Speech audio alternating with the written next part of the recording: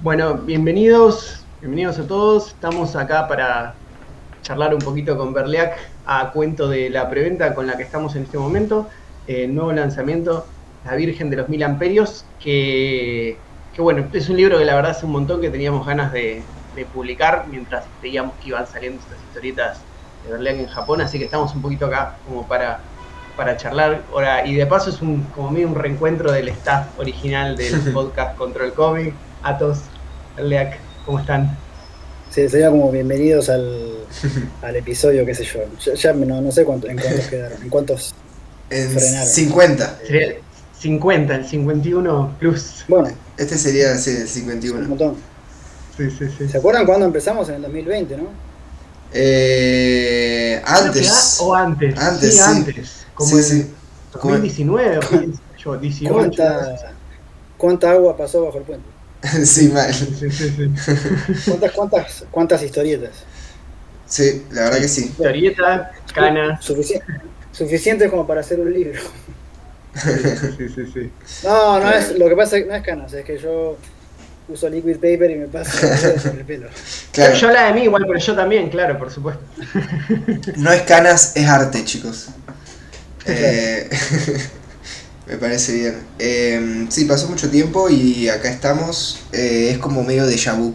Eh, como volver a hablar así tipo podcast. Esta vez tenemos Sí. cámaras.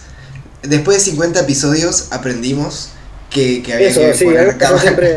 algo que yo siempre había querido hacer y ustedes nunca querían porque me daba huencha. No da vergüenza. Ah, ¿qué se le va a hacer? No, y también había una realidad logística de esa época, es que creo que Pablo tenía algo con la cámara, ¿te acordás? O yo, no me No, y acuerdo. era un internet de Vivía, mierda, boludo, vivía en el culo del mundo. Ah, eso era cierto, Era sí. vivía, eso, sí, sí, Sí, sí. sí, vivía en sí. el coche, viste, tipo homeless norteamericano en California, pero vivía en el coche. Y bueno, Ah, la editorial se levanta con sacrificio. Le pero pudimos... muy de yankee eso. Lo bueno es que... Vivir en el coche, se duchan en el gimnasio, pero tienen iPhone y van a Starbucks a Mal. laburar Claro. después. Con, con, Así con, vivía con su Pablo. MacBook. Claro.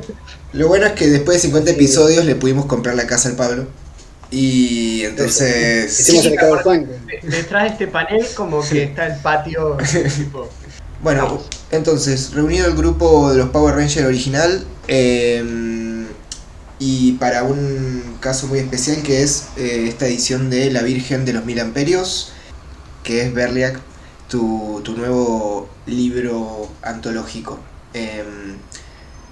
¿Querés contar un poco cómo surge las primeras historias y cómo se fue armando el libro? ¿Vos ya tenías pensado que iba a ser una antología o se fue armando a partir de bueno, que salieron estas historias cortas para lo que fue una revista japonesa, ¿no? Así fue el arranque.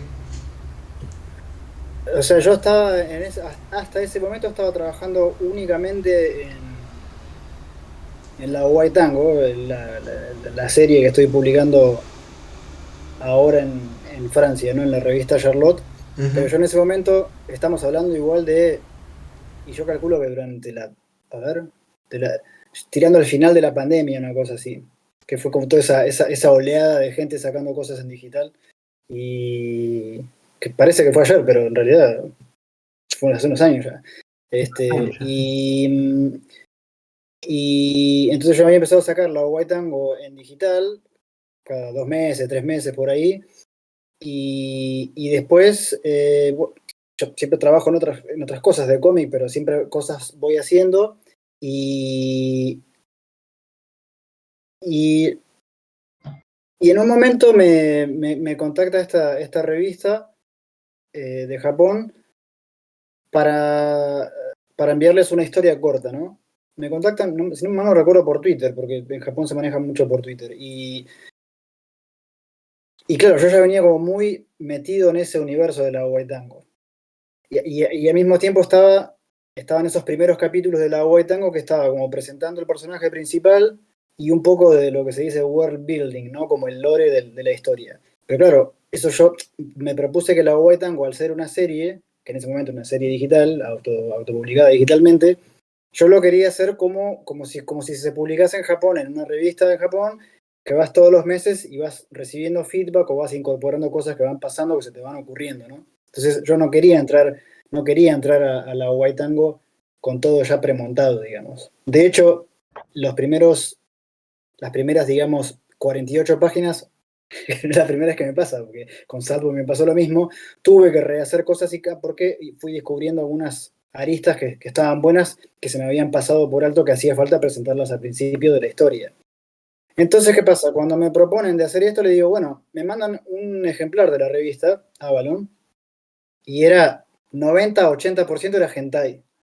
Y digo, bueno, ¿querés que hagamos hentai? Hacemos hentai, digo, porque yo no tengo donde publicar así nada de contenido erótico en Occidente, olvídate. A no Claro. ser que tenga esa cosa medio como humorística, ¿viste? Como picaresca, ¿no? Vendría a ser la palabra. Pero a mí yo siempre me interesó, yo siempre quise hacer, de hecho ya lo he hecho en otras historias cortas para antologías, pero hace muchos años, que yo siempre quise hacer, y algún día lo voy a hacer más y mejor, de incorporar, digamos, el eroticismo dentro de una trama de una historia seria, en donde la cuestión erótica sea como, en donde sea sobre la sexualidad, digamos. No que incluya sexualidad, sino que sea sobre eso, ¿no? No sé, se me viene ahora a la mente, no sé, poner un tipo como Gaspar Noé, ¿viste? Como que tiene como muy adelante la cuestión del Claro. eroticismo y es parte fundamental de la trama que no lo podés. Entonces dije, wow, bueno, si me proponen hacer esto, podemos hacer algo así. Y el tipo me dijo, no, no, a mí lo que me gusta de tus historias es esa cosa, de esa onda exótica, ¿no? Y medio como que tiene como algunos dejos de la revista Garo, ¿no? Como con narración y qué sé yo. Bueno, ok, le digo. Ok, viste, como yo quería hacer lo otro, aprovechando que por fin surgía esa ventana. Le digo, pero bueno, nada, hagamos eso. Entonces le mando la primera historia que básicamente es la historia que da la historia que da título al libro, que se llama La Virgen que llora sangre, se llama en el libro. Después lo cambié para el libro, para el título de nuestro libro, lo cambié por La Virgen de los Mil Amperios, que ya vamos a hablar de por qué ese título. Entonces le mandé esa primera historia que fueron 4 páginas. Y después pasó que la revista es trimestral y me siguió pidiendo cosas. Entonces, allá la segunda historia más o menos, dije, no, yo quiero hacer hentai, yo quiero hacer algo así. No le pedí permiso ni nada, le mandé eso. Le gustó, le mandé otro y así continuamos. Pero, ¿qué pasa? Al mismo tiempo que yo iba haciendo esas historias cortas, yo iba volcando ahí eh, elementos y aspectos de ese lore del agua de tango como para ir ensanchando el mundo del agua de tango y que las historias de alguna manera dialoguen de una manera conceptual, si querés, dentro de ese mismo lore con la agua de tango. Obviamente no tenés que leerlo juntos, pero quería que haya como una especie de parentesco. Bueno, yo lo comparo muchísimo con la novela Pedro Páramo de Juan Rulfo, un escritor mexicano de los años 50. Tiene su novela Pedro Páramo y después tiene una colección de relatos que se llama El Llano en Llamas, que van como muy juntos, porque están en el mismo lugar, con la misma atmósfera. Los personajes no, pero son como libros muy compañeros, digamos. Y yo quería como hacer eso un poco. Después sí que más adelante hay alguna que otra historia en La Virgen de los Mil Amperios que repite personajes de la White Tango y que son como capítulos accesorios, si querés llamarle, de la White Tango, como disgregaciones del tronco principal de la historia. Entonces, por ahí está bueno eso de, ¿no? Que en algún momento cuando termine la White Tango, que si con suerte también será en la Argentina, también está, o donde sea, está bueno que la gente pueda tener esos dos libros compañeros, ¿no? Que medio como que parten del mismo núcleo conceptual de la historia. El mismo lugar, los mismos nombres de los lugares, mismos temas también. Y lo que sigue en la Agua de Tango, la cuestión de la sexualidad no está presente, entonces le metí por ese lado más parejo en la Virgen de los Mil Amperios, ¿no? Entonces, cuando el editor japonés me empieza a pedir historias, qué sé yo, y voy haciendo esto que acabo de contar, fue con el tiempo que digo, mira, estas historias podrían ir juntas, ¿no? En un libro, en una colección de historias cortas, pero me costó un tiempo, unos meses, digamos, encontrarle el punto en que para mí, por lo menos, las uniera. Y de hecho, esto fue algo que dialogamos con Pablo durante un tiempo y tuvo que macerar lo suyo como para poder encontrarle ese punto. Y, y fue medio de carambola, porque yo septiembre me casé por la Iglesia Católica, entonces estudiando teología, sobre todo teología del cuerpo, que se dice en el catolicismo, ¿no? Y también como toda la cuestión de la moralidad del sexo, o sea, tiene que ver con la teología del cuerpo, es qué es el cuerpo según la visión católica, y junto con eso, digamos, qué significa el cuerpo y la sexualidad, y cómo todo eso forma parte de un edificio moral, digamos, católico. Y fue por ese lado que dije, claro, yo acá, digamos, en la White Tango y en varias de las historias de la Virgen de los Mil Amperios, estoy investigando por ahí las conclusiones lógicas, ¿no? Los fines últimos de una desintegración total de la moral en favor de un materialismo, y creo que el sexo con androides es creo como que el epítome de eso. Entonces fue por ese lado que dije como, mira, acá está, ¿no? Como la sexualidad es parte de esa deconstrucción total, si querés, y a su vez también decadencia, ¿no? Como, no los considero sinónimos, pero digo que en el contexto de la historia van juntos, y fue por ese lado que conseguí. Entonces, de ahí el título también, ¿no? Virgen tiene que ver con sexualidad por un lado, pero también con esta cosa del credo, ¿no? Y de los 1000 amperios es como una energía, pero que a su vez tiene como esa base material y es como que en donde todo se mezcla. Entonces al llegar a ese concepto fue cuando el libro fue como, eso el libro, ¿no? Antes de eso eran historias cortas, eran todas sueltas, pero que tenía ganas de recopilarlas, y cuando dimos con ese concepto fue como, ahora estamos listos, ¿no? Y justo cuando decimos, bueno, démosle por adelante, el editor japonés me dice lo mismo, me dice, me gustaría por ahí más adelante este año, sería este año que estamos ahora, hacer un libro. Y dije, bueno, buenísimo porque ya está casi listo, faltan un par de historias más. Y él solo vio, yo no se lo mandé porque me olvidé, pero él vio mi posteo con la tapa y me dijo que le encantó y vamos por ahí, así que nada, ni se lo tuve que vender porque fue todo junto, digamos. Claro, claro. Es rarísimo. Pero bueno, la edición japonesa va a tener un par de historias más, serán 20 a 30 páginas más, ¿no? Ponele. Bueno, meto chivo para quienes estén escuchándonos y no sepan, está la preventa ahora mismo activa de La Virgen de los Mil Amperios, y si no, obviamente después lo van a poder conseguir en nuestros lugares de distribución de siempre, en las librerías, en las ferias, etc. Pero ya saliendo de ese momento de marketing, me quedé pensando en que también lo bueno que tienen las historias, o lo interesante es que, si bien vos decís esto como del hentai, como medio en chiste, en algún punto lo que lo hace también interesante es que viene con todo este trasfondo de la White Tango, ¿no? Que vuelve como algo que por ahí vos podrías decir como, bueno, o sea, lo convierte como en el hentai con la mayor cantidad de trasfondo y de peso, que no tiene que ver específicamente por... Como que deja de pasar específicamente por lo hentai y se convierte todo un ambiente, todo un mundo, una construcción en donde, digamos, como que el sexo y la sexualidad se conectan con la historia así a niveles muy como, no sé, distópicos, ¿no?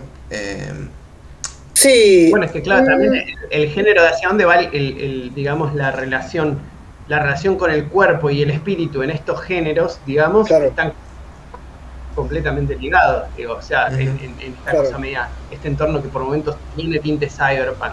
Así que se integró súper bien, me parece. En realidad, como que no se siente como algo injertado. Claro, a eso me refiero. En realidad, como acaba de decir Pablo, o sea, eso es algo que está mucho más presente en el manga y en el anime, o en las películas incluso en Japón, ¿no? Porque no sé por qué, pero en Occidente el género cyberpunk trata, sí, a veces sobre la conciencia, poner el Blade Runner, ¿no? En el caso de estoy soñando, son recuerdos verdaderos, etcétera, pero no lidia tanto con el cuerpo en sí, ¿no? O sea, lidia con lo artificial, sí, pero no desde lo físico, ¿no? Tanto. En cambio, en Japón eso está súper integrado ya desde casos como Tetsuo, el hombre de hierro, ¿no? En el cine, ponele. Que de hecho son de las primeras películas que se denominan como body horror, ¿no? Ya sé que eso lo empezó Cronenberg y todo esto, pero digo, en Japón lo llevaron a ese extremo. Bueno, Akira mismo, ¿no? O sea, Akira, que es como para mí una obra de cabecera, lo va a hacer siempre, como en esa cosa futurística y distópica, como decías vos, Atos, Tetsuo al final es como que el cuerpo es el que encarna, ¿no? Las últimas consecuencias de lo que está pasando en la historia. Y después, sobre la sexualidad en puntual, hay mucho en Japón, hay un montón de mangas, de animes, ¿no? De anime, se me ocurre ahora Parasite Doll, Kite, ¿no? Como otro también, que de hecho tiene como algunas escenas hentai, básicamente. Toda esa onda AD Police, ¿no? Como esa onda cyberpunk ochentero japonés, que es una gran influencia para todo lo que hago, está presente eso. Pasa que los japoneses también tienen como otras... no tienen toda esta cuestión de la censura evangélica, ¿no? Norteamericana, que no podés mostrar esto, no podés mostrar lo otro. Tienen reglas muy estrictas, ¿no? Pero al mismo tiempo tiene como menos barreras a nivel de acá, ¿no? Como tienen reglas estrictas en cuanto a lo visual, pero de acá es como que se atreven a mucho más. Y entonces, claro, obviamente que eso es imposible que eso no se mezcle, ¿no? Con toda esa cuestión. Entonces yo lo quería llevar para ese lado, en donde la sexualidad sea, a ver, la sexualidad es uno digamos, de lo que hace al ser humano, ¿no? En el sentido, sexualidad en el sentido de emoción, de afecto y todas estas cosas. Y si eso se rompe, uno como que vuelve a ese estado animal, si querés, pero a su vez sirviéndose de cuerpos prostéticos, ¿no? De cuerpos de mentira. Entonces era eso un poco lo que me interesaba investigar. Y también de ahí es un paso solamente a lo que es la violencia, ¿no? Que es un tema que está muy candente, ¿no? La violencia sexual en sí, ¿no? Con todos estos movimientos de estos últimos años, donde se habla de consenso, ¿no? Se habla de ese tipo de cosas que antes por ahí no se hablaba casi nunca. Y después estás hablando de androides o de, ¿no? Como seres artificiales pero inteligentes que a su vez no pueden consensuar. Entonces como que ahí es donde se empieza, a eso me refiero yo por deconstrucción y por decadencia, ¿no? De que se evapora toda la malla que sostiene, ¿no? Ese hilado que sostiene lo que nosotros hoy consideramos lo que es moral, lo que está bien, lo que no, lo que es ético, lo que es socialmente consensuado. En el futuro, eso, si hablas de distopía, eso también se tiene que ir por la borda, ¿no? Ahora, no por eso todas las historias, todos los autores que trabajan en estos géneros tienen que tratar de eso, pero me parecía, sobre todo por la plataforma, como decía, ¿no? Como digo, si está esta plataforma donde puedo mostrar estas cosas, está bueno que por ahí incorpores. En cambio, en la Agua de Tango eso no está. El Agua de Tango va por otro lado, ¿no? Tiene que ver más con... Bueno, con estas otras historias de la Virgen, tiene más que ver con la Virgen que con los amperios. Sí que obvio que está presente la parte de la tecnología y los cyberpunk, pero tiene que ver más con el credo y con todas esas cosas, ¿no? Bueno, es que en la Tango, o sea, en la Virgen de los Mil Amperios la gente ya lo va a leer y sí que trato, pero es como más un entrever, ¿no? Como dejo entrever un poco qué significaría en un futuro hipertecnologizado, pero a su vez obligado a volverse primitivo de alguna manera, con la conjunción entre tecnología y superstición, si querés llamarle, ¿no? Porque por eso decía, religión es demasiado sistematizado, ¿no? En cambio, lo que ves en la Virgen de los Mil Imperios y la Huaytango es como es casi una religión en formación, si querés. O una religión interrumpida, incluso. Porque, sí. No, decime. A mí me hizo acordar, como que, por ahí nada que ver, pero hay ciertas partes que me hacen acordar como a... Hay una peli de un director colombiano que se llama El abrazo de la serpiente, no sé si la vieron.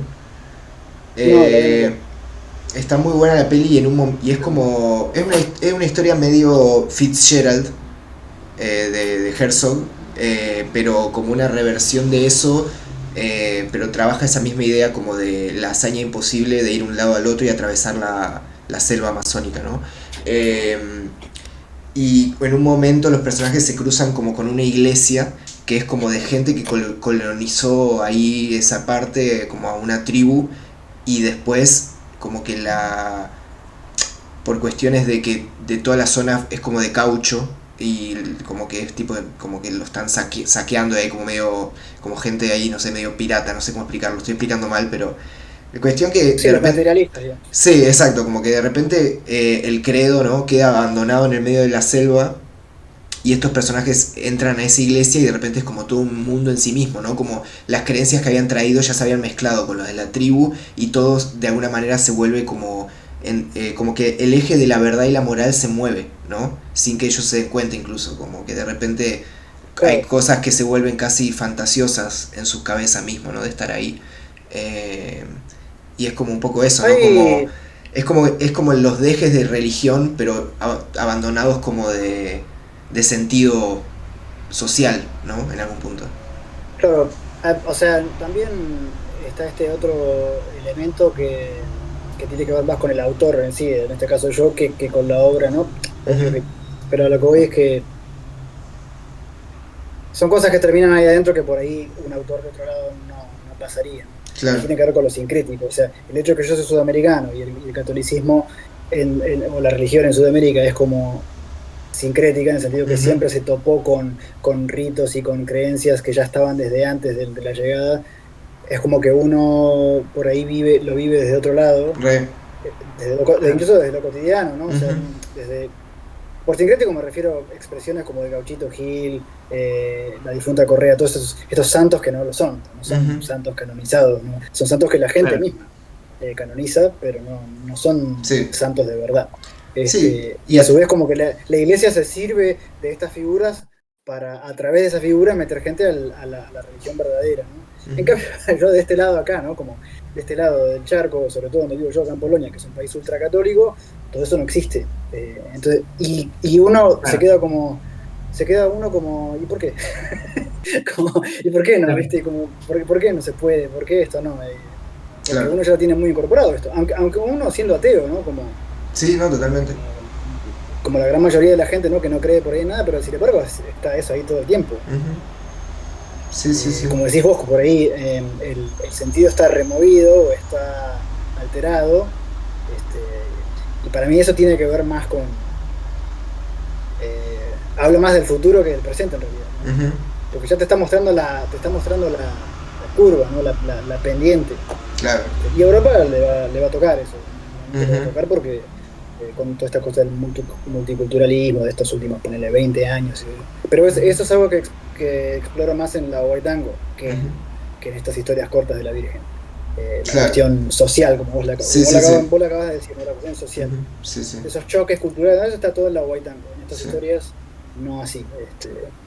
No había Ujú, espacio Sí para que se todo. puede, sí hay algo que se puede entrever y lo pensaba cuando hablábamos de esto de la sexualidad con los androides y todo eso. Sin embargo, hay como que hay como dos entornos bien separados en la Virgen de los Mil Imperios, como más las afueras, como una zona como más y otra más urbana, donde digamos que no suceden necesariamente las mismas historias, no son exactamente, justamente, de hecho creo que hay más una prevalencia de las que son con androides y todo eso, más en el entorno más urbano, y las Claro, que tienen lógico. que ver con esta fe emergente y ese tipo de cosas, más en el exterior. ¿Por qué crees que se dio o lo asignaste, lo planeaste de esa manera? Porque hay como una cosa también que tiene, o sea, pensado así como rápido, es como que creo que hay también una lógica como que por ahí en la ciudad, en el urbano, tienen todo eso a la mano, digamos, como para la búsqueda directa del placer, no el sentido, sino el placer, por ejemplo, ¿no? Y en el otro lado están buscando un significado porque por ahí no tienen ese acceso a ese tipo de cosas, de placeres, ¿no? Sí, o quizá también está un poco basado en cómo se dan las cosas hoy en día, ¿no? En que es cierto que en los pueblos más de provincias son más tradicionales, la gente es más de creer en una determinada religión, mientras que por ahí en las metrópolis esos sentidos, como decía Gatos, se remueven, se reciclan, se cambian. En cambio, por ahí en los pueblos, como que la gente se mantiene un poco más firme, ¿no? En esas creencias, también porque cómo circula la información y los valores, entonces es más ¿no?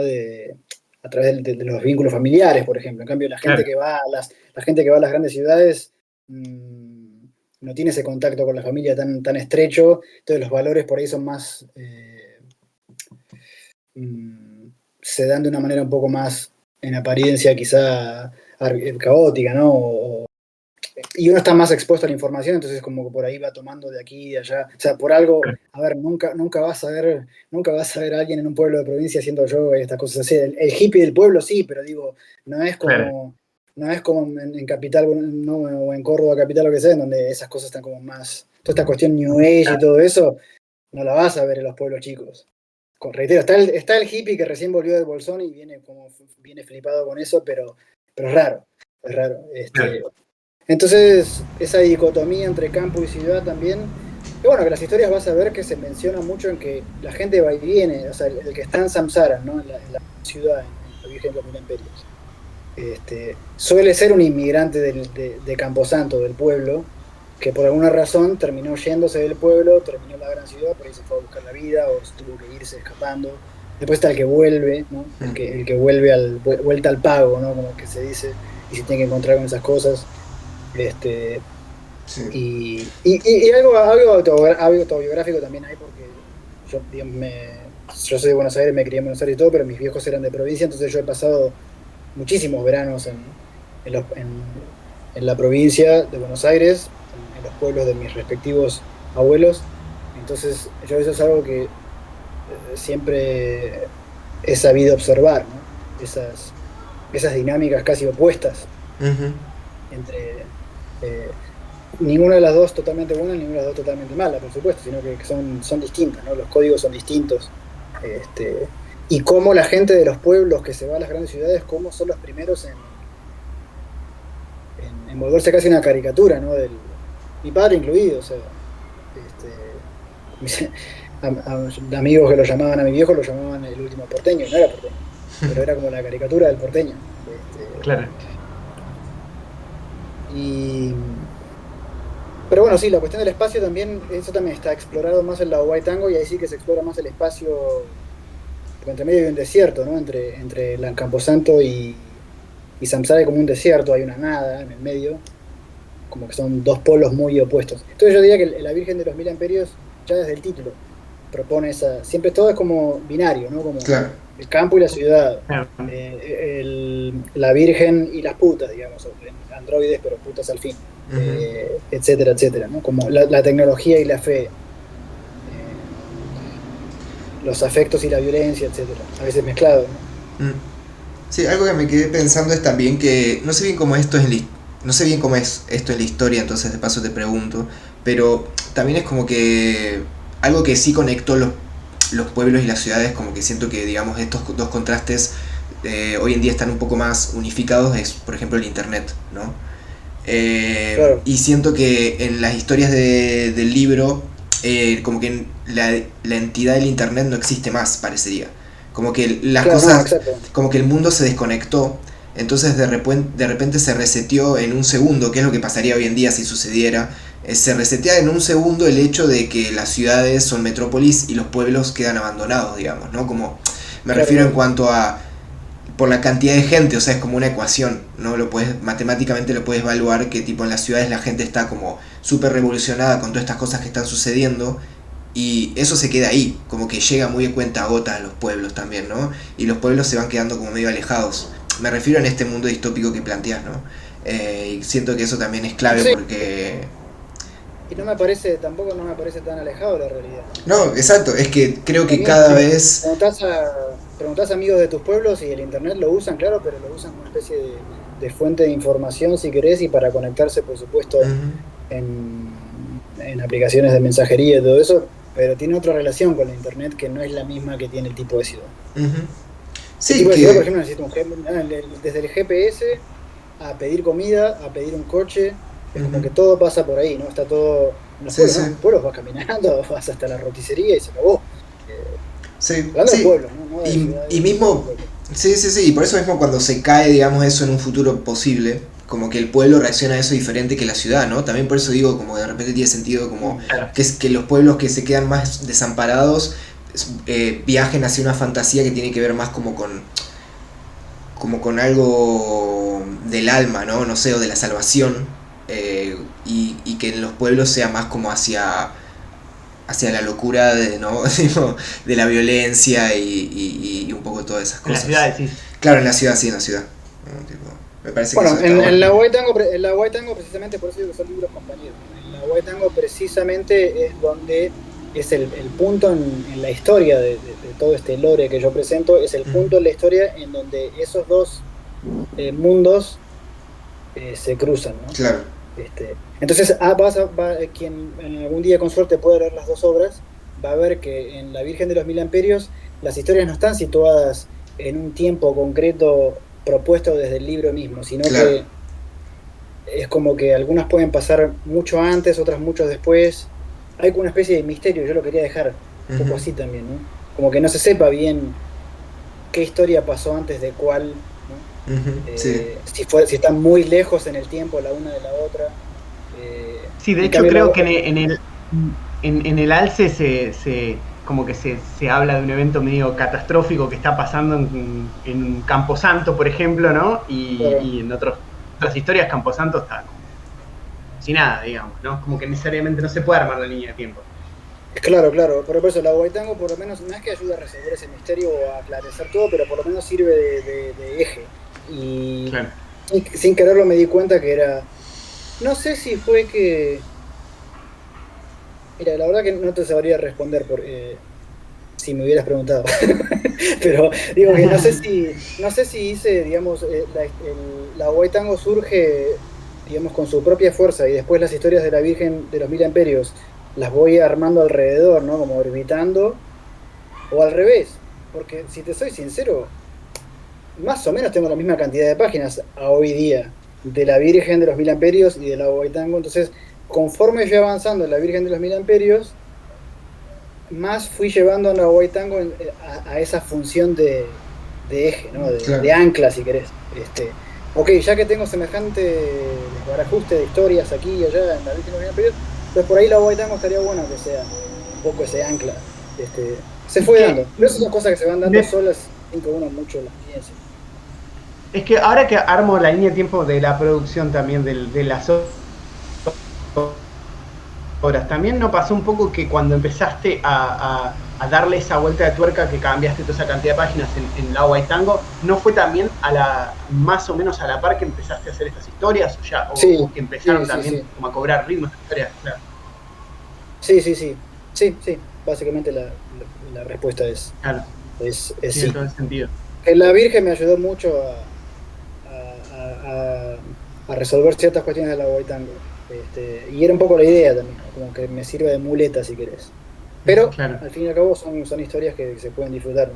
Además, ojo, esto también hay que aclararlo, porque son todas historias que se pueden leer y disfrutar en sí mismas, son cuentos cortos. Ujú. Entonces, estamos hablando Sí, ni ahora como siquiera hay no que como agarrar la cuento. antología. Claro, Claro, ni siquiera hay que agarrar la antología por el principio, lo pueden agarrar donde sea, eso. Bueno, tranquilamente. lo cual está piola porque está hecho un poco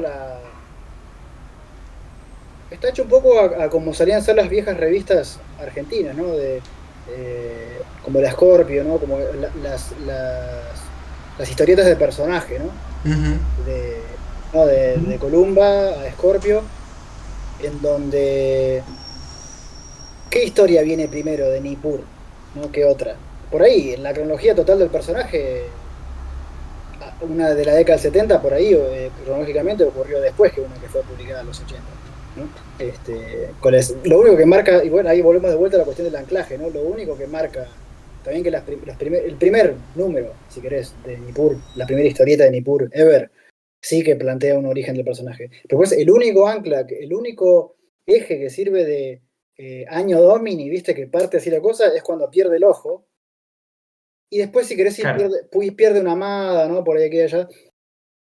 Hace poco creo que estamos hablando también de Metalum Terra, ¿no? De Masitiel y de Alcatena. Son como historias que están dentro de todo ese mundo, pero no las podés leer cuando te pinte. Y si hay una historia, totalmente. si hubiese mañana una novela gráfica en el mundo de Metalum Terra, no sabés cuándo va cada historia, ¿no? Y como que sí, quise rescatar un poquito eso, ¿no? Porque es una onda que ya no se usa, ¿vieron? Que no. Cuando vos ves antología de historia corta, todas las historias pueden tener un tema si querés, pero no tienen tanto que ver entre sí a nivel de. Incluso el dibujo cambia mucho de una a otra, ¿no? Es como que son historias que se van haciendo aquí y allá y después. En cambio, ya nadie hace como historias cortas, por ejemplo, de personaje, ¿no? Como que te digo un Alex Sinner, ¿no? Ya hay muy pocos que trabajan de esa manera. Sí, sí, la verdad que sí. Este, Por ahí pienso... Sí, o sea, lo que se me ocurre más que pueden ser algunos ejemplos son algunas cosas acá en Argentina, ¿no? Digo, que por ahí se estuvieran haciendo un webcomic mutante, tipo... pero son Sí, o incluso en su momento, es Valiente lo hizo Sí. en su momento. Pero sí es verdad que es un recurso que se sigue pensando como algo de otra época. Que creo que para el caso... perdón, pero que para mí, para el caso del libro y de la estética, incluso del libro de la Virgen y todo, como que también las historias tengan esa cosa de que no tienen un tiempo, como que hace a una idea de que incluso el libro puede ser parte de ese mundo. No sé si se entiende lo que digo, ¿no? Como... Claro, sí. Bueno, es que hablando de cuestión de historieta de personaje, ¿no? Bueno, es que la Virgen de los Mil Imperios, el personaje es la Virgen. Ahí está la cuestión, ¿no? Claro. Y así fue también como di un poco con así fue un poco como di con el título, ¿no? Digo, a ver, ¿cuál es ese elemento que básicamente está en todas las historias, incluso en aquellas en donde no está porque no está? Que tiene que ver más con esas historias Claro, está como esas historias hentai, esas historias de androides, de prostitutas y de lo opuesto a la Virgen, ¿no? Entonces como que la Virgen brilla por su ausencia, si querés, ¿no? Pero es como que en esas historias es donde más se ve cómo es ese mundo en donde esa Virgen no tiene injerencia, si querés. Es como un poco, los androides vienen a ser como echa la ley, echa la trampa, digamos. Tenemos todos estos derechos para los humanos y es como que los androides entran justo en este limbo, digamos, entre medio. Bueno, queda un ¿no? factor a mencionar, es que yo entre que empiezo la Waitango y que trabajo en estas historias de la Virgen, al mismo tiempo publiqué una serie de 4 entregas, tendrá que ponerle 40 y pico páginas, en una revista francesa que se llama Flash, en donde es una precuela de la Waitango, y esto que acabás vos de decir, lo de echa la ley, echa la trampa, los derechos de la trata exclusivamente de eso. Qué bueno. Y es un poco es la precuela de la Waitango y narra en realidad lo que ocurre dentro de la historia es muy breve. El tiempo de la historia es muy breve, será cuestión de 3 días. Toda la historia. Lo pensaba que una película, ¿no? ¿Viste? Como con un ritmo así. Pero precisamente, bueno, uno de los personajes principales está detenido, está preso, y entonces en sus monólogos es como que establezco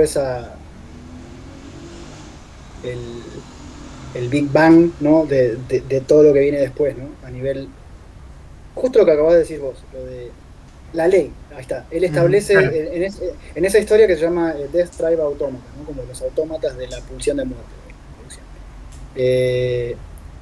Ahí en esa historia es como que se plantea la ley, ¿no?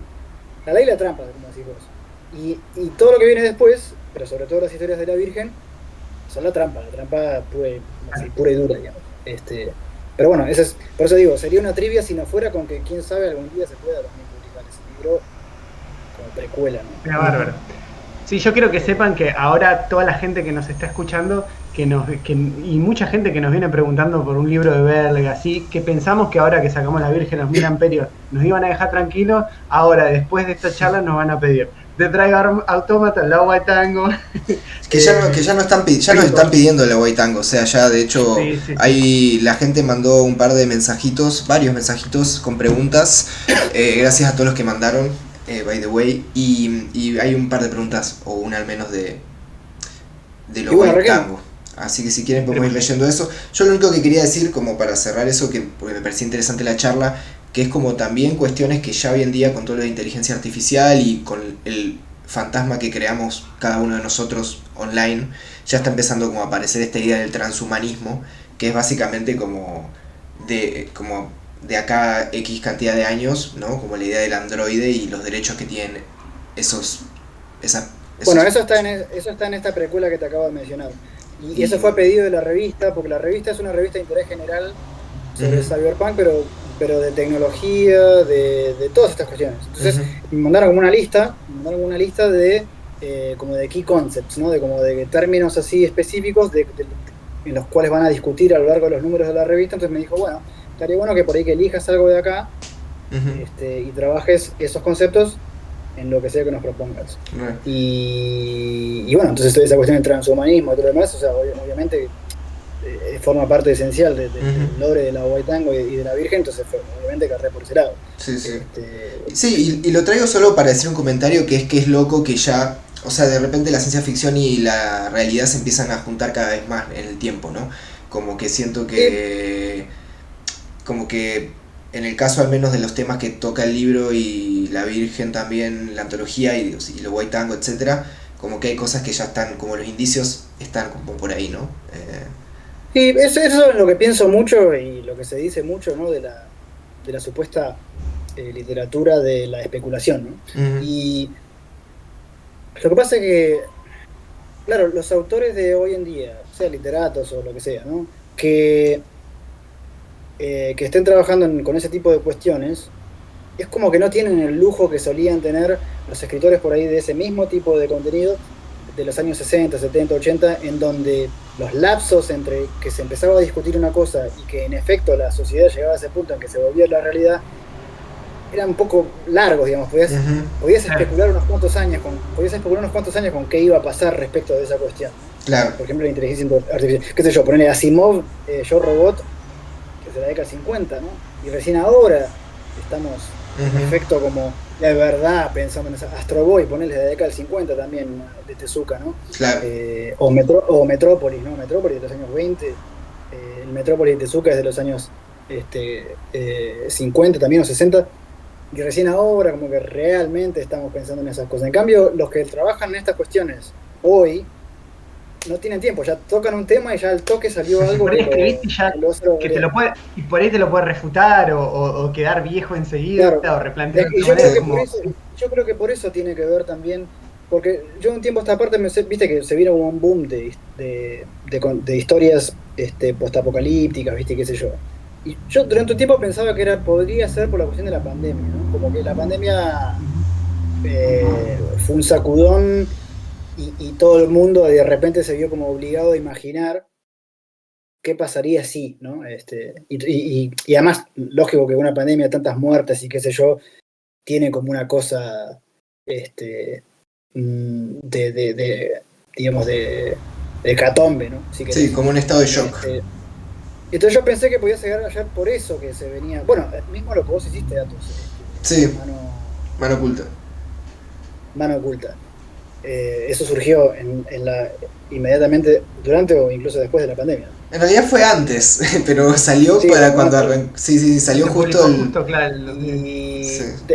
No, porque me confundo con el otro 2020, ¿no? Claro, ese es de Brondo, que lo publicamos. Eso sí salió. Pero viste que hubo todo como una... No fue solo en Argentina, fue en todos lados, ¿no? Como una camada así de... Y yo pensaba que podía llegar a ser por eso. Pero después me puse a pensar y digo, no, quizá lo que pasa es que no... Si querés tratar temas candentes, no te da el tiempo. Hasta que vos surgiste con una idea y eso ya se volvió realidad y como decís vos, Pablo, entonces, ¿qué pasa? Estás obligado a imaginar más allá de lo que está pasando ahora. ¿Y qué ves ahí adelante? Y bueno, ahí está la cuestión de la imaginación, ¿no? Pero por lo que veo, no es esa cosa optimista de los años 50 en donde los coches volaban y todos éramos felices, ¿no? Al contrario, como que han surgido más. Entonces, pues sí es distópico, ¿no? Con respecto de la Virgen de los Miraperios o de la Huaytango. Para mí ni siquiera es post-apocalíptico, porque no es que el mundo se termina. O sea, el género, y de vuelta, tiene que ver mucho también con mi catequismo bastante reciente a raíz de mi matrimonio, qué sé yo. Por ahí es más apocalíptico que post-apocalíptico, ¿no? Es como que está lidiando con el fin de los tiempos en el momento en el que está sucediendo. Sí, totalmente. De hecho, creo que también, y otra de las razones por las que puede ser el auge tanto post-apocalíptico, es que es también un poco liberador, porque digo, es un poco como borrón y cuenta nueva, y el mundo es un desastre, pero se volvió más sencillo. O sea, digo, yo creo que un mundo como el que estás presentando vos tiene mucha más complejidad de elementos que un post-apocalíptico que es más supervivencia, listo, digo, ¿no? Creo que a veces también el hecho del tabula rasa que genera el post-apocalíptico es como también, o sea, tiene una contracara de que podría tener como un cierto habría un cierto optimismo en un regreso a algo más primitivo, digamos, ¿no? En cambio, ahí todavía tenemos que lidiar con todas las complejidades de la sociedad, ¿no? Sí. Y ya que estamos hablando del apocalipsis, voy a arrancar, y de la sociedad, voy a arrancar con las preguntas que nos hicieron por Instagram. Sí, que Gracias. son todas inteligencias artificiales. Sí, son todo el chat. Le preguntamos al chat GPT. Y la primera pregunta dice, que de paso la manda Emma Peña, que le mandamos un saludo. Dice, de tu obra y de otro autor, ¿qué libros salvarías en el fin apocalíptico de los tiempos? Salvaría la Biblia, porque ahí está todo. Bien. Bueno, ahí ya hay 66 libros creo que hay dentro de la Biblia, así que son unos cuantos. Claro. Y se refiere a la cultura popular por ahí. Y la macana es que suelen ser muchos tomos, ¿no? Por ejemplo, Akira son 6 tomos, 3000 páginas. Bueno, igual dice libros en plural, ¿eh?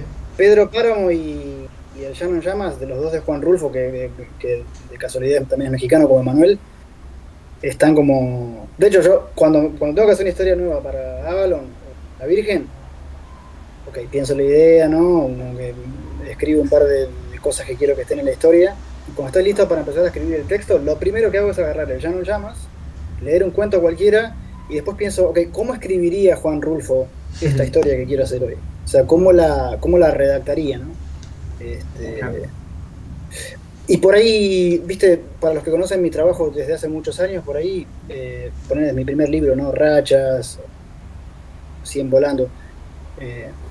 Por ahí reconocía mucho más, por ejemplo, la influencia de Cortázar, sobre todo en Rachas, en la manera de escribir los textos, ¿no? Claro. O sea que eso, viste, eso, la literatura en la historieta, en los textos de historieta, es como que es algo que por lo general siempre se pasa por alto, ¿no? Como que obvio que es como si los guionistas solamente leyeran para inspirarse o para robar ideas y qué sé yo, o porque les copa y tal, ¿no? Pero nunca hablan del texto en sí, de cómo trabajan el texto en sí. Como un tipo como Robin Hood o Oesterheld, ponele, ¿no? Un tipo muy, muy grande. No conozco ninguna entrevista que digan, a mí me gusta cómo escribe este escritor y yo me copio de cómo él escribía, cómo él redactaba. No encontrás casi nunca eso. O Alan Moore, ponele. Entonces, sí, bueno, para responder la pregunta de esos dos libros, pero ya que estaba, explicaba cómo formaron parte de la... ¿Y de los tuyos? ¿Vale hablaba de eso, eh? Claro, pero me pregunta, de otro autor y de tu propia obra. Así que la Biblia... No, de mi obra salvaría el Hawaii Tango porque todavía no terminé. Porque me llevaría, bueno, en un pendrive me cabría lo que tengo. Claro, para estar entretenido en el apocalipsis. Claro, sí, exacto, para terminar. Era un pendiente eterno. El apocalipsis de Berliac, ¿no? Como que lo hacía en una isla en Grecia, ¿viste? Te juro. En una cueva, ¿no? Como, sí, la Hawaii Tango, definitivamente. Bueno, sí. De hecho, para mí, la Hawaii Tango, yo la Hawaii Tango le tengo muy poca fe, en el sentido de recepción del público. Eso para mí no va a funcionar muy bien. Como Sadboy, ponerle que Sadboy salió en, qué sé yo, en 7 países, creo. Para mí no se va a repetir esa historia con la Hawaii Tango porque es como demasiado raro, ¿no? Como que... Bueno, nunca se sabe, ¿eh? Pero bueno, veremos. Bueno, seguimos con el ping pong espiritual que acá nuestros seguidores nos están proponiendo.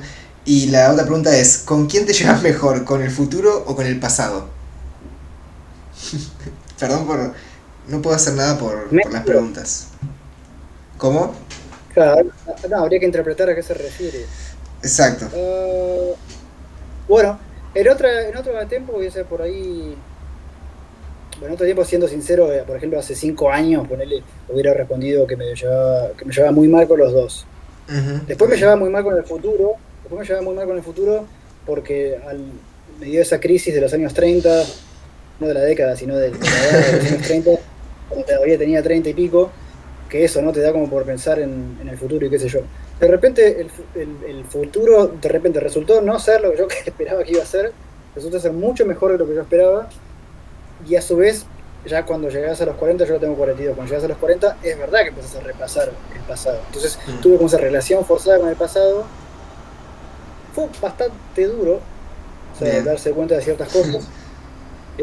Pero hoy en día me llevo bastante bien. Lo cual ya es signo de un viejazo, porque cuando uno se vuelve más viejo, ¿qué hace? Habla de la infancia, habla de esas cosas, ¿no? Claro. Entonces, como al revés. El último, es con lo único que te llevas bien es con el pasado, cuando te vuelves viejo. Como que me agarra siempre ahí en el medio del tránsito, del puente, ¿no? Como que Bien. no soy ni joven ni viejo. Antes de repente no era ni historietista ni mangaka, ahora no soy ni joven ni viejo. Pronto no va a ser ni hombre ni robot. Y y así, me parece bien. Acá preguntan por otro lado, de tu carrera como artista, como autor, ¿cuál ha sido para vos el punto más decisivo?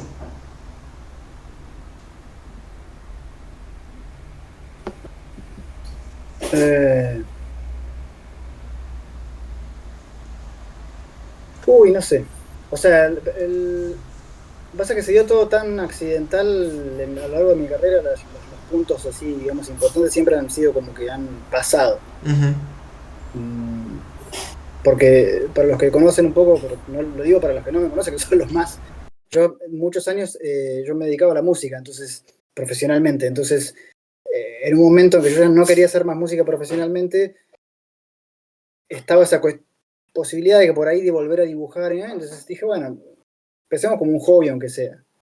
Y yo estaba casi recién llegado a Argentina, vuelto de Europa, de trabajar como músico y todavía trabajando como músico en Argentina.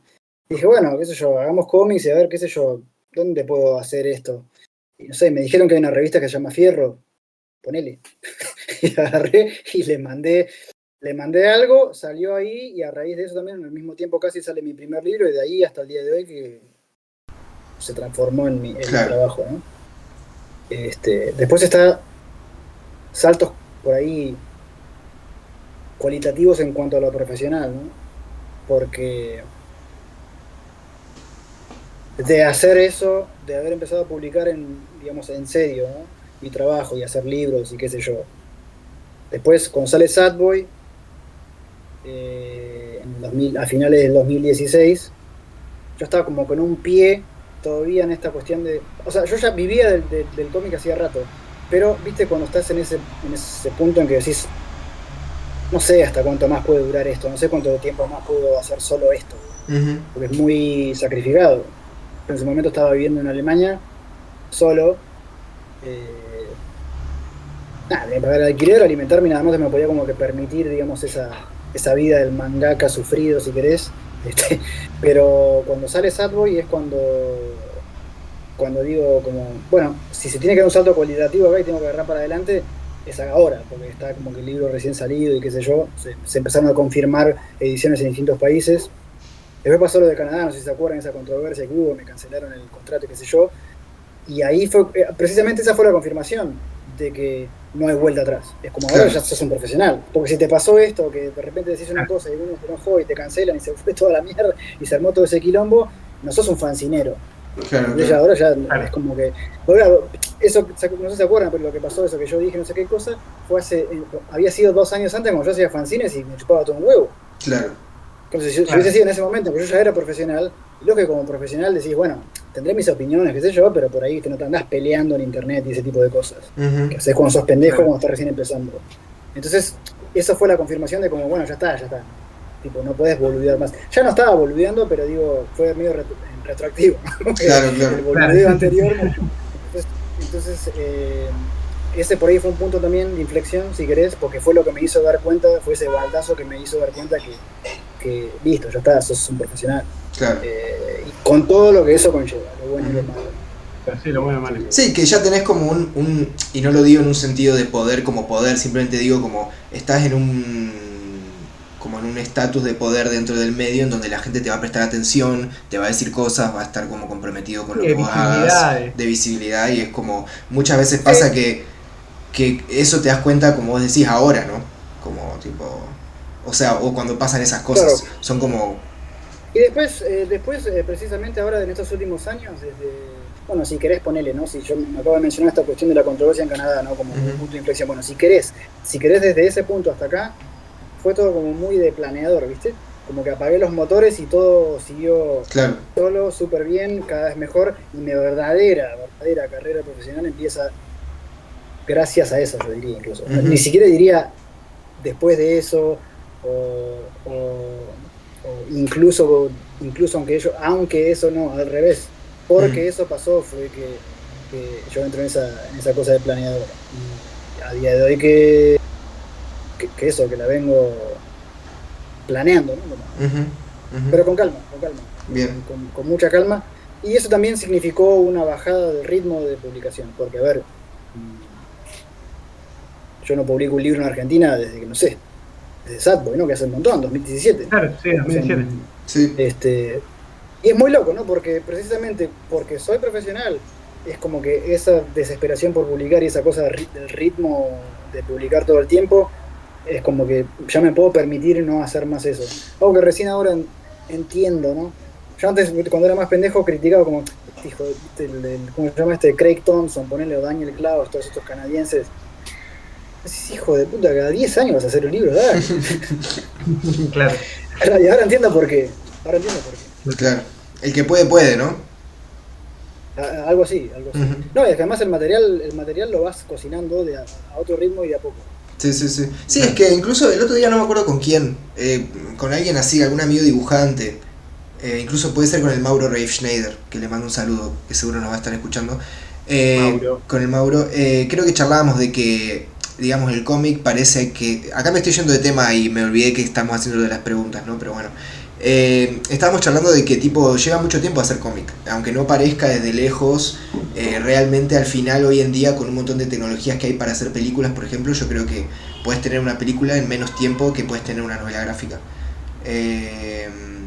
Obviamente después tenés gente en Japón que son unos que laburan y te tienen un montón de páginas constantemente, pero digo, como dentro del sistema de acá a nivel, digamos, Argentina, por ejemplo, de lo que podés ganar económicamente de Mira, hacer un yo libro y tal. lo puedo traer al contexto de nuestra charla porque precisamente si las historias que componen el libro de la Virgen no fueran publicadas en Japón, Ujú. ¿no? Por una revista profesional que me está pagando, olvídate que lo hubiera hecho, no lo hubiera hecho. Claro. La Guaitango lo mismo, la Guaitango, ¿por qué al cabo de 100 y pico páginas lo pongo en hiatus, como se dice en el mundo del manga, ¿no? Miura creo que hizo famosa esa expresión. Lo pongo en hiatus porque surgen otras cosas. Claro, claro. Por eso, ahí está la cuestión de que hablaba de volverse profesional. No hablo de... No digo de volverse profesional, me refiero a que tenés que trabajar, ¿no? en los encargos y en lo que te piden, que yo tengo la fortuna y la miseria de hacer solamente historietas. Entonces, nada, tengo que hacer otras cosas, listo, se hacen. Intento llevarlas para el lado de lo que yo quiero, y armé esta constelación de historias, ¿no? Alrededor de un lore principal y qué sé yo. Pero la Guaitango está todavía en hiatus de producción a día de hoy. Ahora que empezó a salir en Francia, ok, ahí listo, ahí le podemos Claro. dar. Pero si no aparecía, por ejemplo, la serialización de Francia, que yo, andás a ver cuándo me volví a agarrar. Todo, claro, claro. Por ahí aparecía un Virgen volumen 2 antes que la Guaitango, o sea. Claro. Así como apareció la precuela de la Guaitango antes de que salga la Guaitango. Sí, sí. Sí, que está bueno pensarlo así, ¿no? Dentro de las posibilidades que te dé el medio de profesionalizarte, está interesante pensarlo así. Digo, es como trabajan más la gente, no sé, por ejemplo en animación, que hemos tenido charlas sobre eso en los últimos episodios del podcast, que es como, bueno, o sea, vos puedes tener tu proyecto personal, pero también de repente tu estudio hace otro proyecto, porque hay plata para ese otro proyecto. Lo bueno Sí. es que Y chao. puede dialogar también con eso, porque por ejemplo, Sí. digo, en el caso de vos la propuesta de esta revista, te digo, vos decís, mira, en esta revista puedo trabajar algo que en el ámbito del hentai puedo incorporar esto de alguna manera a mis historias, como que por ahí también Sí, de alguna yo por eso forma vas dialogando con... Por eso dije la suerte y la miseria, ¿no? Porque digo, no puedo hacer otra cosa, o sea, no soy un dibujante, ¿no? Para empezar. Entonces, trabajo de dibujante, no creo que si me pusiera las pilas por ahí lo podría hacer, pero no la veo. O sea, no soy un tipo como Hernán González, ¿no? Que es un gran dibujante, que es como que trabaja de dibujante. No me costaría muchísimo hacer eso. Entonces, cuando alguien me viene a proponer algo para hacer, para publicar, siempre se da por sentado que la historia la voy a escribir yo. Entonces, si la historia la voy a escribir yo, digo, bueno, me mantengo dentro de este lore que he creado Ujú. para ir ensayando y ensayando y ensayando, ¿no? Bien. ¿Quién sabe si eso tendrá límite? Quizá algún día se agote, no sé. Ujú. Bueno, hablando de dibujo, vamos con otra pregunta que dice, noto en tus últimos trabajos que tu estilo manga se amigó con tus claros oscuros muñonescos, o sea, de Muñoz. ¿Es una síntesis buscada intencionalmente o una alegre casualidad? No, el claroscuro está ahí desde siempre, desde que yo empecé a dibujar, bueno, profesionalmente, si querés, desde Fierro, Rachas, todo eso, que el claroscuro siempre estuvo ahí. Para mí el claroscuro es como una manera de hablar, ¿no? Es como un acento, una manera de caminar, una manera de Ujú. expresarse, ¿no? Que surge natural. Eh,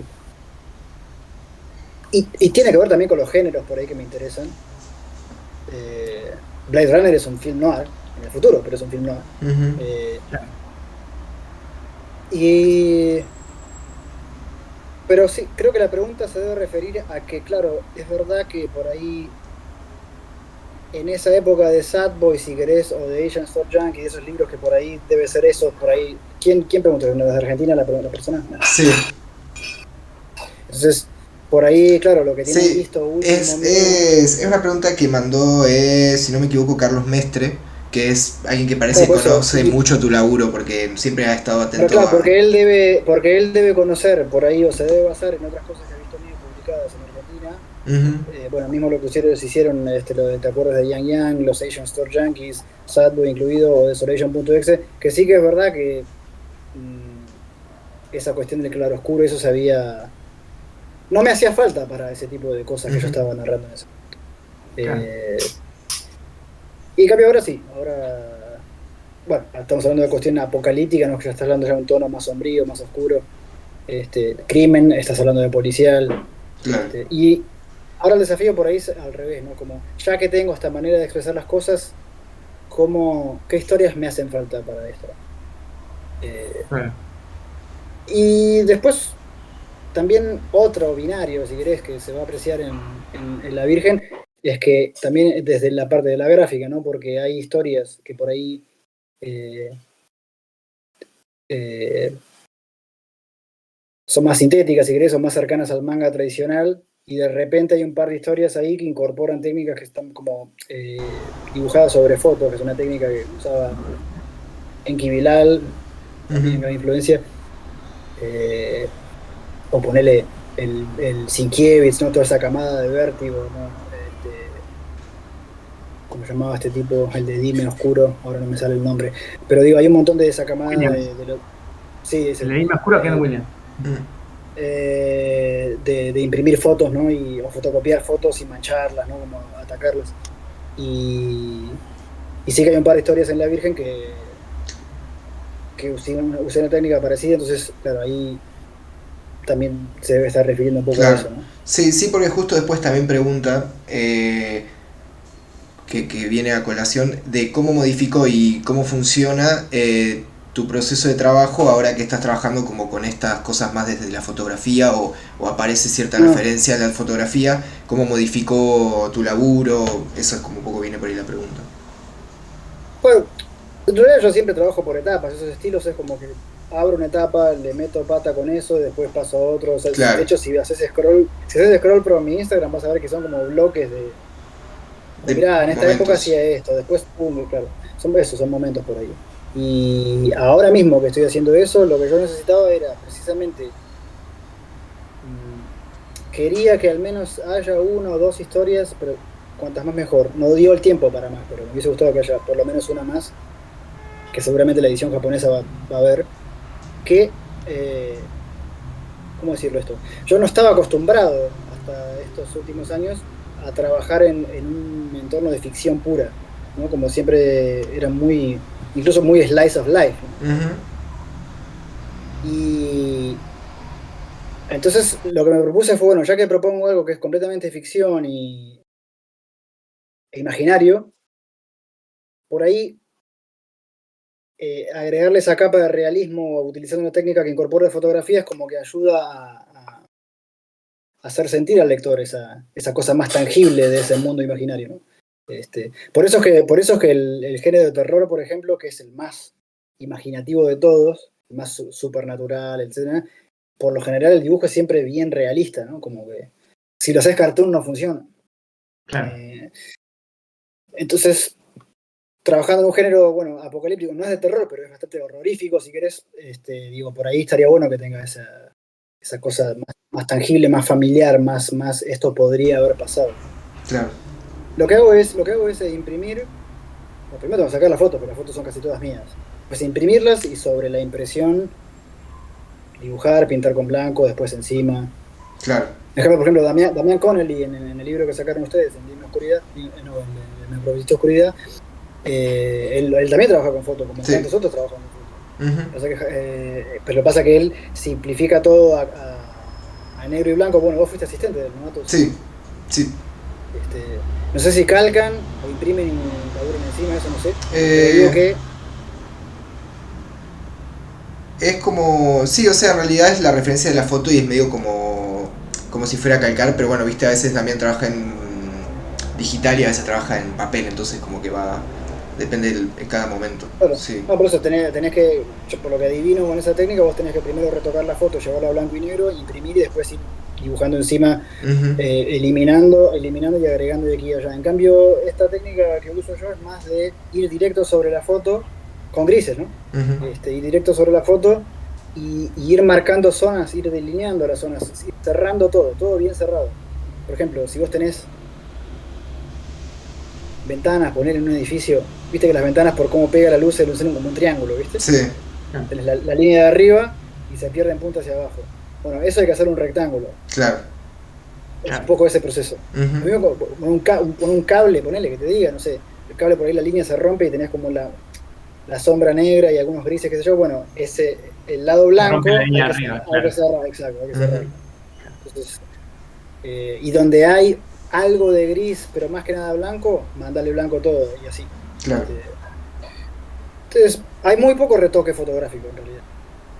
La foto que la saco, la contrasto un poco, la imprimo con una impresora térmica, que es tipo de ticket de supermercado, pero que imprimen a 4, y eso ya te lo pasa a una grilla de puntos, a un dithering que se dice en inglés, y entonces no tenés que poner tonos. Laburás encima, después lo escaneás y ya tenés los tonos puestos. Claro. Yo no se la vi usar a casi nadie, casi como lo uso yo, y también quería hacer eso, ¿no? Hacer un poco algo que no esté visto. Me quedó ese episodio de Manben que Inio Asano dice, hay que ofrecerle al... No sé si fue Inio Asano o Kengo Hanazawa, el de I Am Hero, que dice, hay que ofrecerle al lector algo que no haya visto nunca. Y es una charla muy larga, pero después está la cuestión ética, ¿no? De esta cosa de la cultura del dibujo de Occidente, en donde vos tenés que, viste, aprender a dibujar todo, que yo, y de repente tenés a un tipo como, ¿no? Como los opuestos en el manga, un tipo como Kengo Hanazawa, que lo mismo, ¿no? O mismo Inio Asano, ¿no? Que imprimen la foto y dibujan encima, etcétera. Tiene que ver también con eso. Sí, hay un estigma occidente-oriente con ese tema, y también creo que hoy en día se va jugando otra cuestión, creo que, o sea, eso mismo como que hemos charlado con Damián, y creo que en este caso también, que de repente el collage se va reivindicando como una forma en sí misma, ¿no?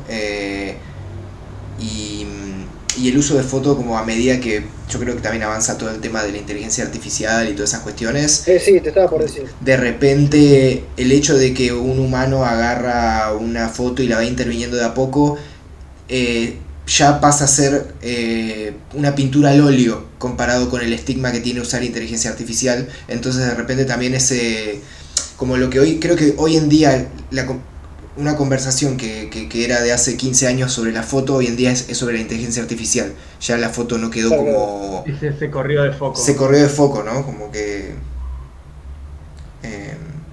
creo que se toma de una mejor manera.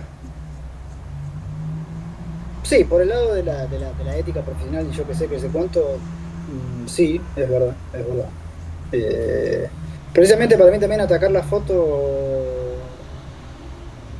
De hecho, te soy sincero, no estoy 100% satisfecho con la cantidad de dibujos. Quisiera que haya más dibujo. Ujú, Pero a su vez sin perder la foto, entonces... claro, Bueno, pero las historias cortas están para eso también, me parece, para ir sí, probando sí. cosas. Ok, en esta Ah, no me salió, la que viene Ujú, me saldrá, tengo que ajustar un poco más por este lado.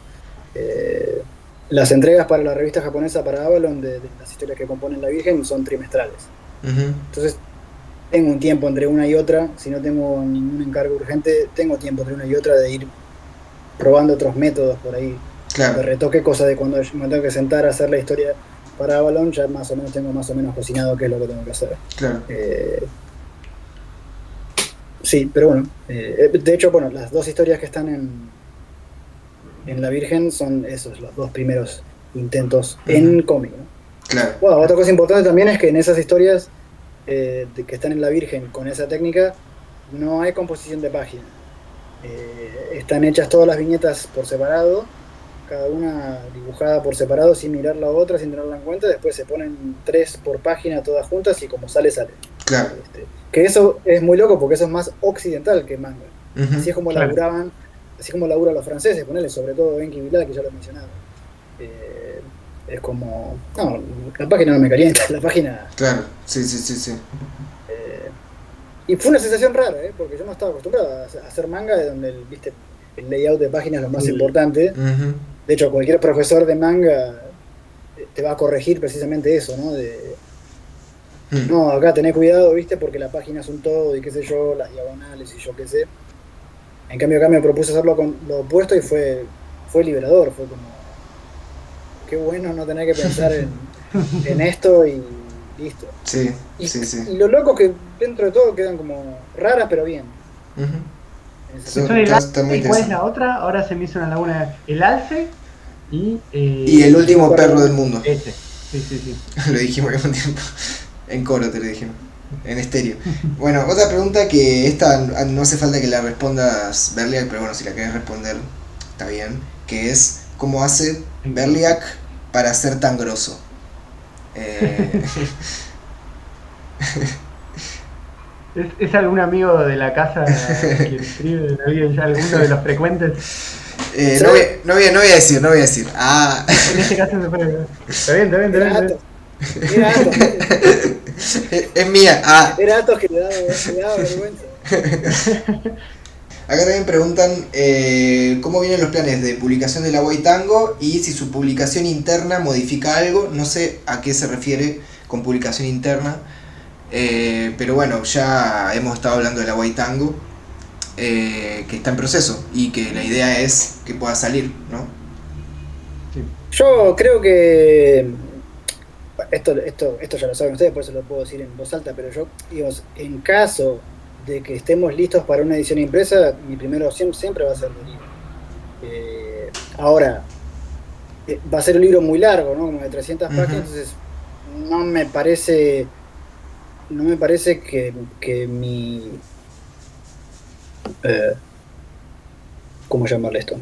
No me parece, no creo tener la estatura como para publicar un libro así tan grande en Argentina en un solo volumen y que la gente vaya y lo compre. ujú, Soy un autor, digamos, que la gente no me conoce, o me conocen muy pocos, entonces por ahí tendría más sentido publicarlo más de un volumen. ujú, O sea, en 3 de 100, en 2 de 150. Ahora, yo estoy llegando a la mitad del libro, a 150 páginas. Ni bien yo tenga confirmado que la serialización continúa, que todo viento en popa y que se puede financiar los capítulos que vienen, ahí sí estamos en condiciones de decir, ok, sí, se puede hacer el libro porque ya ujú. sabemos que se va a completar. Ahora, no serviría de nada sacar el volumen 1 de 150 páginas ahora sin saber cuándo lo vamos a Ujú, terminar, porque yo esto lo puse en hiato, reitero, en el 2023. O sea ujú. que no sería justo tampoco hacer esperar a la gente tanto tiempo. Y Un la última. poco, antes de que pase a la última pregunta, entonces quería decir Sí. con esto, para cerrar toda la gente, que porque sé que nos van a preguntar y nos preguntan, entonces sepan que ni Berliak ni nosotros nos olvidamos en la White Tango. O sea, no piensen que si alguna vez lo mencionamos en algún podcast anterior, o sea, no es que nos olvidamos, tienes una obra que es larga, que tiene sus tiempos, así, pero está siempre en agenda, la tenemos en mente y está relacionada con la Virgen de los Mil Amperios, así que lo mejor que pueden hacer en este momento es ir a comprar la Virgen de los Mil Amperios. Sí, y también y manejar a amigos, colegas que quieran para empezar a leer Berliak y conocer su obra a partir de este libro nuevo que es esta antología, que creo que es un buen momento de entrada al trabajo y de que de acá en adelante A se este va periodo a este también, periodo sí, sí. y de ahí en adelante se van a ir publicando más cosas. Sí, sí, sí. Algo que tiene este libro también es que el que conoce ya mi trabajo y bueno, y le gusta, bueno, por ahí que vea esto porque es distinto. Ujú. Y el que lo leyó y no le gustó, también es distinto, o sea que quizá también le puede, es como, tipo, Claro. ahora sí me gusta porque es distinto a lo que era antes. Por lo que hemos estado hablando ya se sabe más o menos por dónde van los tiros, ¿no? Ujú. O sea, pero eso, es distinto eso, no tiene nada que ver con nada de lo que haya hecho, Ujú. publicado antes. No, no, totalmente. Sí, totalmente. De Bueno, hecho, estuvo la opción, ustedes se acuerdan que estuvo la opción de sacar, aunque sea un fanzine, algo chiquito de 30 páginas, ujú, recopilando precisamente las historias que hice entre la etapa Sad Boy, digamos, y empezar la White Tango, ujú, que hubo colaboraciones para, no sé, para Corea, para Francia, para distintos países, y una para Japón. Bueno, pero esa sí que salió en Argentina, Coin Pusher, que Ujú. la editó Buen Gusto Ediciones. Entre Coin Pusher y otras historias más para distintos países, hubo como ahí como un pequeño periodo de lo que venga. Es como que no tenía el lore de la White Tango, pero tampoco estaba en esa cosa de anterior. ujú. Y hablamos en un momento de recopilarlas, pero no era tan nuevo, pero tampoco era lo de antes, entonces dijimos, bueno, dejamos pasar y vamos con lo Ujú. nuevo. Sí, sí. Entrar con todo, sí. Algún día Em, se puede hacer, pero con publicidad, qué sé yo. sí, algún día podrías, yo creo que, bueno, esto ya hablando así por hablar, ¿no? Por Pero ejemplo, todo el material que todo hice ese para Fierro, material. que son como. Todo el material que hice para Fierro en esa época, que son Mm, suma casi 100 páginas, en distintas, entre Fierro y antologías de sudamericanas, ¿no? De Brasil, de Perú, que yo en esa época colaboraba, hay como 100 páginas de material, mm. está todo inédito, Sí, salvo en sí. esas, Sí, esas y mismo antologías de distintos países. toda la etapa Coin Pusher, Shang Shang, etcétera, son cosas que ya cada vez se consiguen menos y que en algún punto es todo eso, más lo que esto que dijimos que no quedó al final, todo eso se puede hacer un re libro como de una etapa en particular, ¿no? Eh, Está bueno que queden ahí como inconseguibles, ¿no? Vos bueno, tenés está el bien. primer poemario de Borges, tenés el poemario de Borges, bueno, Típico, esto que están viendo, también hay que. esto que están viendo, escuchando, es típico editor versus artista. Claro. Tipo, el editor queriendo reeditar toda su obra y el artista diciendo, Claro. pero es que lo nuevo es lo mejor. Pero me parece bien también. Por eso se Está muy bien. confía y por eso también editamos La Virgen de los Mil Amperios. Y voy con la última pregunta, que es por ahí medio diferente a las que estuvimos haciendo. Se va un poco del tema particular del libro, pero bueno, ya que nos la preguntaron y se agradece, lo digo. Que supongo que parece ser que es de alguien que hace música, no sé quién es la persona. Pregunta si tu proceso creativo se ve influenciado por la música. No tanto como antes, porque, por ejemplo, Sad Boy en puntual, la música fue un documento, ¿no? Como uno hace un research que hace uno para elaborar la historia, ¿no? Que haces desde el típico mood board visual, ¿no? Como con cosas tipo de diseñadores de moda, ¿no? Ujú, Este, diseñadores de portada, ponele para el diseño gráfico del libro, ¿no? Haces ese tipo de research y la música era en sí un,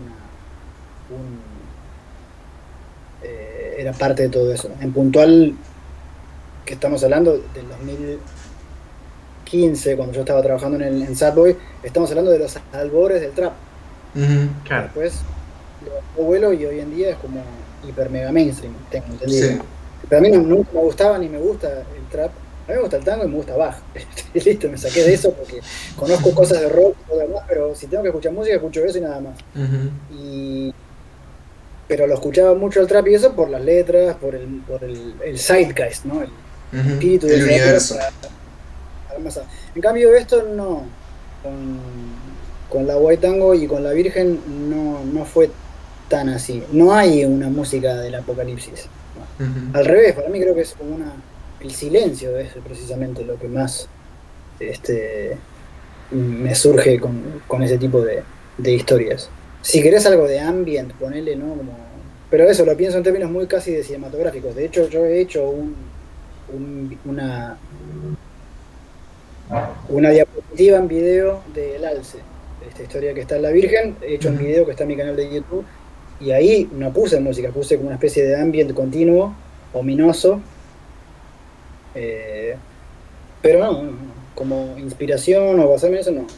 Bien. Lo que sí, quizá las películas que me influencian tienen su particularidad musical, ¿no? Por ejemplo, las películas de Wong Kar-wai, ¿no? Que tiene el cha-cha-cha y el mambo de los años 50, 60, algo de Massive Attack, ponele, cosas así. Ujú. Sí, eso sí. De hecho, en realidad estoy chamullando.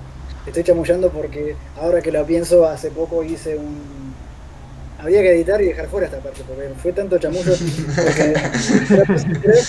Pero en realidad es a posteriori, no es a priori. Porque él pregunta por la inspiración, ¿no? Le preguntaba por eso. Sí, dice si tu proceso creativo se ve influenciado por la música. No, por eso, no, ok, la respuesta entonces sigue siendo la que di hasta ahora, pero hace poco hice un cassette, porque me compré una grabadora de cassettes y me hice un mixtape Ujú. de la banda sonora de la White Tango. Ok, Pero esto es a posteriori, no es que es música que yo escuchaba para hacer el libro ni nada por el claro, estilo, claro, sino claro. que es como si el libro tuviese un soundtrack, ¿qué tendría? Ujú. Y bueno, algún día, ¿quién te dice? O sea, si el libro algún día se publica, se puede hacer para el que compre la preventa, tiene cassette, por Hermoso, ejemplo. increíble. Sí, Re- Los demás no.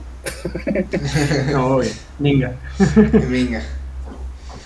Bueno, con eso ha sido todas las preguntas. Recuerden que la preventa sigue activa hasta el 7 de mayo.